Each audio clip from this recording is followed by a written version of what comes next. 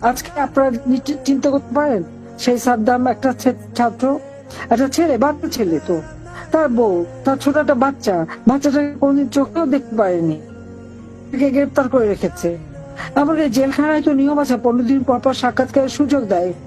একজনকে অ্যারেস্ট করে সে বাগেরহাটে ছেড়ে তাকে নিয়ে গেছে আর এক জেলে, দেখা পর্যন্ত করতে দেয়নি। ওই ছোট শিশুকে কোনদিন বলেও নিতে পারেনি বাবা হয়ে।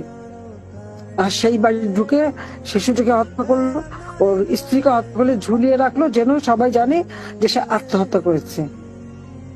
ঠিক এইভাবে তারা মেরে এভাবে রটায়। আত্মহত্যাও যদি করে থাকে, আত্মহত্যার প্ররোচনা কারা দিয়েছে? তারাও কিন্তু অপরাধী।